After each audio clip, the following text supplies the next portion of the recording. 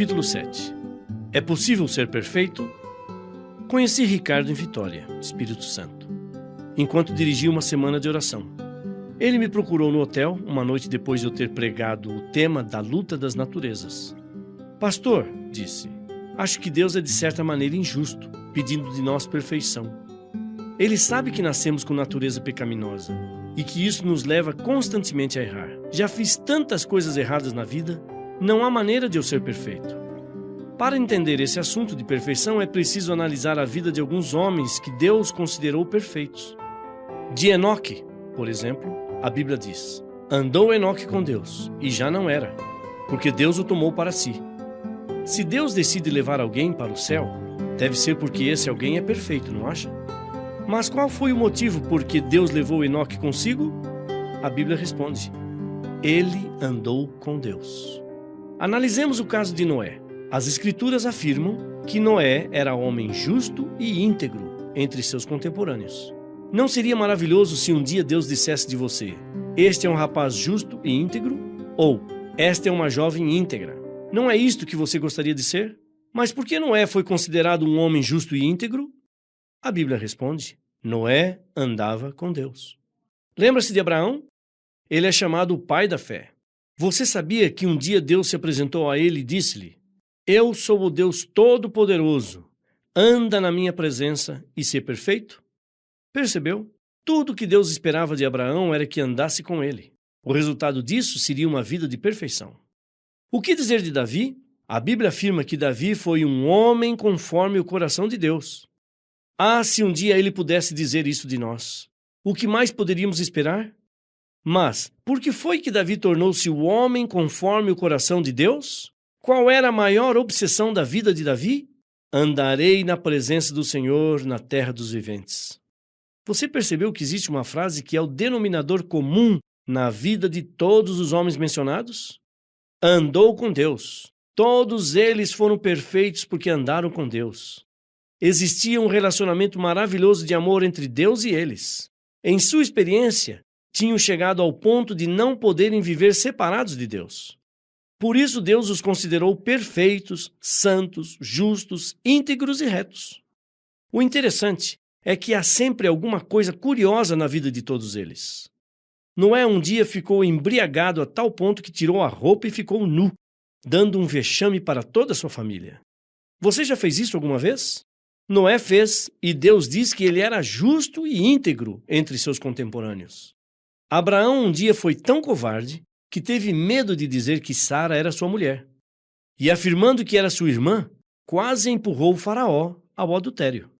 Os resultados teriam sido terríveis se Deus aquela noite não interviesse milagrosamente. Atitude covarde de Abraão. Mas sabem o que Deus diz dele? Abraão era perfeito. O apóstolo Paulo até o chama de o pai da fé. E o que dizer de Davi? Caiu fundo no pecado. Mergulhou nas águas turvas do assassínio, da intriga e do adultério. Você já fez alguma vez o que Davi fez? Nunca? Davi fez. E sabe o que a Bíblia diz dele? Que Davi era um homem conforme o coração de Deus. Há alguma coisa maravilhosa que Deus está querendo nos dizer através da experiência de todos esses homens. Algo grandioso que revolucionará a nossa vida e nos mostrará um horizonte infinito de esperança. Para os seres humanos, uma pessoa é perfeita, santa, justa, íntegra, quando nunca comete um erro, quando faz tudo certinho, quando cumpre todas as normas, leis e regulamentos. Para Deus, uma pessoa é perfeita quando se dispõe a andar com Ele, quando faz de Cristo o mais importante da vida, quando compreende tudo o que Cristo fez na cruz por ele e clama por um novo coração capaz de amar, quando sente dor por todo o sofrimento que causou a Cristo com seus erros passados. E ao olhar para a cruz se apaixona por Cristo ao ponto de dizer: ó Senhor Jesus, eu te amo. Eu te amo tanto que sem ti a vida não tem sentido. Ajuda-me a andar contigo. Naquele instante, o maravilhoso Deus de amor derrama lágrimas de alegria e segura a fraca mão do homem com sua mão poderosa. E no instante daquele toque, nosso passado fica apagado para sempre. Não importa se fomos bêbados ou covardes, adúlteros ou assassinos, tudo fica enterrado. Porque naquele momento passamos a ocupar o lugar de Cristo. Ele nos oferece seus méritos, sua vida vitoriosa, seu caráter perfeito, e ao mesmo tempo toma sobre si os nossos pecados e sofre a punição que merecemos por causa deles. A partir daquele momento começa a mais extraordinária e bela das experiências, a experiência maravilhosa de andar com Cristo. Naturalmente, o amor é básico nesta experiência, porque não se pode conviver e ser feliz com uma pessoa a quem não se ama. A nossa tragédia, às vezes, consiste em que nós avaliamos a perfeição de acordo com nossa capacidade de obedecer aos princípios de uma igreja ou às normas de um livro. Deus avalia nossa perfeição em razão do tipo de relacionamento que temos com Ele. Ao iniciarmos a nossa caminhada com Cristo, descobriremos imediatamente que existem muitas coisas de que Cristo gosta e nós não gostamos. Existem também coisas das quais Cristo não gosta e nós gostamos.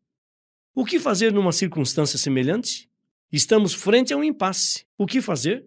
Aqui novamente entra o amor como solução para o problema. Quando garoto, eu não gostava de mamão. Era uma fruta que não apresentava nenhum atrativo para mim. Um dia até experimentei um pedaço, mas não gostei. Acontece que um dia conheci uma garota extraordinária que hoje é minha esposa. Comecei a gostar dela. E depois de um tempo de namoro, nos casamos. Nunca esquecerei o primeiro café da manhã que ela preparou em casa. Ao sair do quarto, achei a mesa toda decorada com um arranjo especial e lá no centro da mesa, um enorme mamão. Do lado da mesa estava ela com um brilho de expectativa nos olhos, como se perguntasse para si própria: será que ele vai gostar? Ocupamos nossos lugares em torno da mesa e depois de pedir a bênção, ela partiu o mamão e colocou a metade para mim. Olhei para a fruta, para ela, outra vez para a fruta, tive vontade de dizer: obrigado, não gosto de mamão, mas não consegui. Eu a amava. Não tinha coragem de desapontá-la. Peguei a fruta e praticamente a engoli. No dia seguinte, ao sair do quarto, fiquei paralisado. Lá no centro da mesa havia novamente um mamão. Olhei para minha esposa e afirmei: parece que você gosta muito de mamão. E ela, com a maior naturalidade do mundo, respondeu: para mim, praticamente não existe café da manhã sem mamão, querido. Em fração de segundos, imaginei minha vida toda engolindo mamão.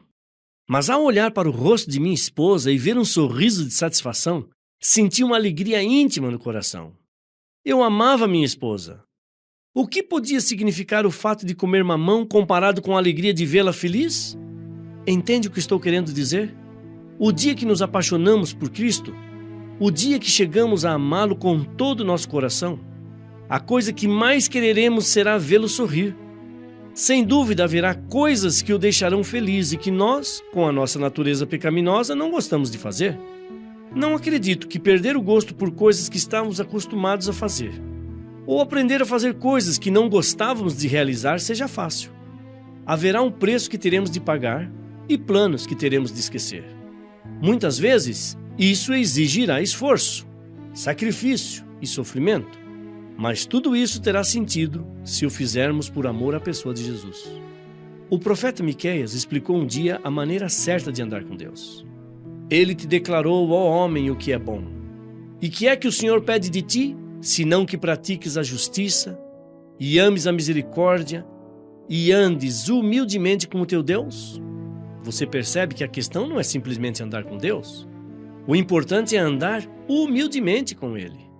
É Ele quem dirige, é Ele quem mostra o caminho, é Ele quem diz como as coisas serão melhores para ambos. Eu o amo e aceito o seu conselho porque Ele sabe o que é bom para mim. Não sou eu quem dirige a caminhada. Não sou eu quem deve levar Deus por onde acho que devo ir. Apenas seguro sua mão e vou. Ele é meu pai, meu amigo, meu irmão. Ele é meu princípio, meu fim, Ele é tudo. Eu apenas me abandono em seus braços de amor e vou. Vou por onde Ele quer e faço o que Ele disser. Afinal de contas, Ele conhece o caminho. E o que mais quer é que eu seja feliz. Tudo isto tem sentido unicamente quando existe amor. A vida toda é motivada pelo amor de Cristo.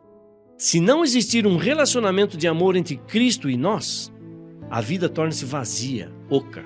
O cristianismo vira um fardo, uma pesada carga de proibições e deveres. Podemos carregá-lo 1 ou 2 ou 20 anos, mas um dia chegamos ao limite e o largamos. Ou então nos tornamos zumbis, Homens sem vida, máquinas que carregam o fardo, que cumprem, que obedecem, porém apenas máquinas, sem alegria, sem entusiasmo, incapazes de saber o que é felicidade. Por aí, um dia, numa roda de amigos, alguém nos pergunta: por que você não bebe? E quase com vergonha respondemos: porque minha religião me proíbe. É norma de minha igreja. A vida toda, às vezes, é levada desse jeito. É a religião, é a igreja que importa. E Cristo? Onde fica Cristo nisso tudo? O que será que ele está sentindo? Importa-nos se ele está sorrindo ou está chorando? Você já pensou nele como uma pessoa que ama, que sorri, que pode ficar magoado e que até chora?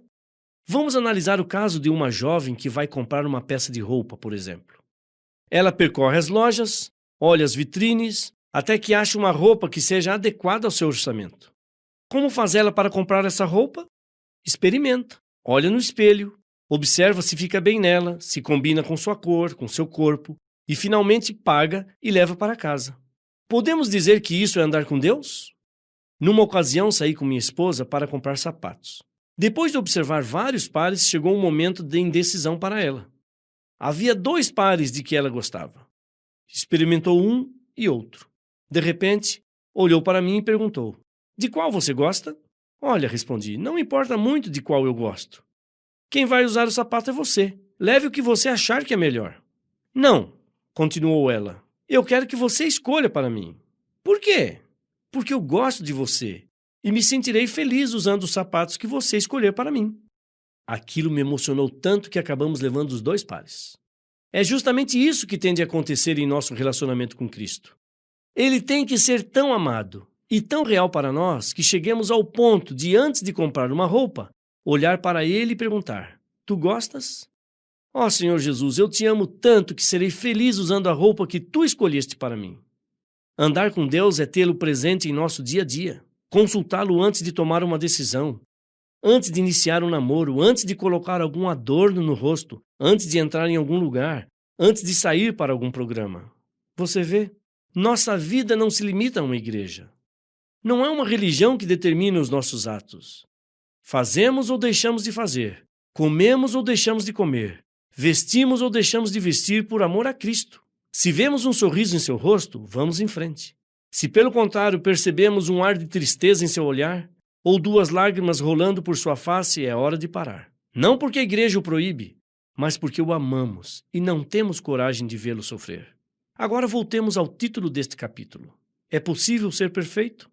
Se você acha que ser perfeito significa nunca cometer um erro, não é possível.